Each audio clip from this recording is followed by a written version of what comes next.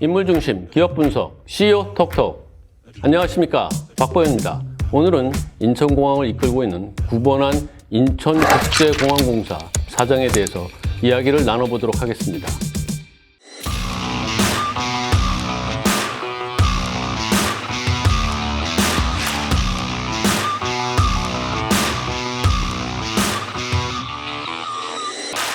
네, 우리나라 인천국제공항은 정말 세계적으로도 인정받고 있는 그런 공항입니다. 여러 나라의 공항 관계자들이 인천공항을 벤치마킹해서 방문도 하고 있는데요. 그런데 이 인천국제공항이 이번 코로나19 사태로 굉장히 위기에 빠져 있다고 합니다. 그래서 구본한 사장과 그리고 인천공항의 여러 관계자들이 이 위기를 어떻게 극복해 나가려고 하고 있는지, 이러한 문제들을 비즈니스 포스트의 김지호 기자와 함께 나눠보도록 하겠습니다. 네, 안녕하십니까. 비즈니스포스트 김지호 기자입니다. 네, 김지호 기자. 그 인천공항이 지금 코로나19 사태로 정말 17년 만에 적자의 위기에 빠졌다, 이런 얘기를 하고 있는데, 정말 그 코로나19로 인천공항이 정말 어느 정도 타격을 입은 건가요? 네, 인천공항공사는 그동안 막대한 수익을 내면서 부자 공기업이라는 말을 들었습니다. 작년에 인천공항이 거둬들인 영업이익만 해도 1조 3천억 원 정도고 순이익만 8,600억 원에 이릅니다. 네, 하지만 인천국제공항공사는 코로나19로 2003년 이후 17년 만에 적자를 낼 것이라는 전망이 나왔습니다. 네, 정말 그 아무 걱정이 없어서 정말 부자 공기업이다, 뭐 이런 얘기를 들었던 인천공항인데 17년 만에 적자를 내게 됐다니 정말 큰일인 것 같습니다. 그런데 사실 그 인천국제공항공사는 공기업이기 때문에 정부가 100% 가지고 있는 그런 기업 아닙니까? 그러니까 정부에 그런 기여금을 줘야 될 텐데 이것도 문제가 생길 것 같은 그런 생각이 들거든요. 어떤가요? 인천국제공항공사가 최근 10년 동안 정부에 낸 정부 배당금만 2조 원이 넘습니다. 네, 하지만 코로나19로 적자가 심화되면 당연히 정부에게 주던 돈을 주지 못하게 될 수도 있습니다. 네, 인천국제공항공사는 올해 예상되는 적자를 메우기 위해 채권 발행을 통해 1조 2천억 원 정도의 자금을 마련한다는 계획도 세웠습니다.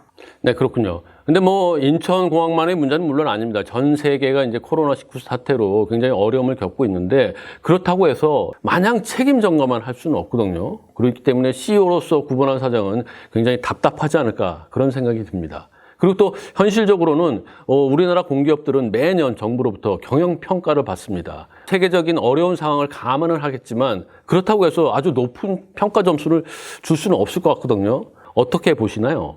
네, 그렇습니다. 인천국제공항공사는 지금까지 꽤 우등생이란 평가를 받았는데요. 인천국제공항공사가 2015년부터 19년까지 받은 점수를 보면 A, B, A, A, B입니다. 굉장히 잘 받았죠.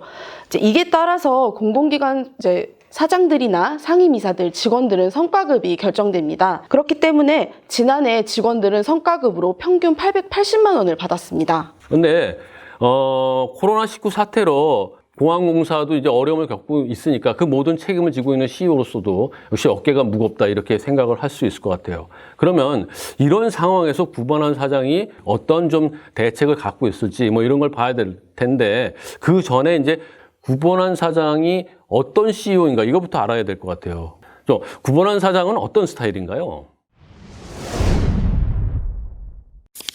구본한 사장은 행정고시 합격으로 공직 생활을 시작했습니다. 그 이후에 계속 국토교통부 관련 업무를 맡아왔는데요. 국토교통부에서 잔뼈가 굵은 관료 출신 사장이라고 할 수 있습니다. 구본한 사장이 인천국제공항을 맡기 전에 공항을 이끌었던 정일영 전 사장도 국토교통부에서 오래 몸담았던 관료 출신 사장인데요. 정일영 전 사장이 CEO로서 상당히 좋은 평가를 받아 같은 관료 출신인 구본한 사장이 인천국제공항공사를 이끌게 됐다는 관측도 나왔었습니다. 네, 제가 알기로는 정일영 전 사장이 문재인 정부 이전에 임명이 됐고 정권이 바뀐 다음에도 임기를 계속 이어서 결국 이제 3년 임기를 다 마친 걸로 알고 있습니다. 보통 그 공기업의 기관장들 보면은 정권이 바뀌면 사장 자리도 바뀌고 뭐 이런 일이 많았는데, 정일영 사장은 계속 임기를 이어간 거 보면은 확실히 일을 굉장히 잘했다, 이런 평가가 나온 게 맞는 거 아닌가, 이런 생각이 듭니다. 네, 정일영 전 사장은 2016년 2월 취임에 인천공항의 운영체계와 보안체계를 전반적으로 혁신했습니다. 이를 바탕으로 인천국제공항의 제2의 도약을 이끌 수 있는 기틀을 다졌다는 평가를 받았습니다. 정일영 전 사장이 이끌던 때에 인천국제공항은 제2여객터미널을 성공적으로 개장했고 임기 마지막 해인 2018년에는 여객 수가 사상 최고를 기록하기도 했습니다. 정일영 사장은 뭐 그렇게 잘했고, 그러면 그 다음을 이은 구본환 사장은 어떤 강점을 갖고 있다고 좀 평가할 수 있을까요?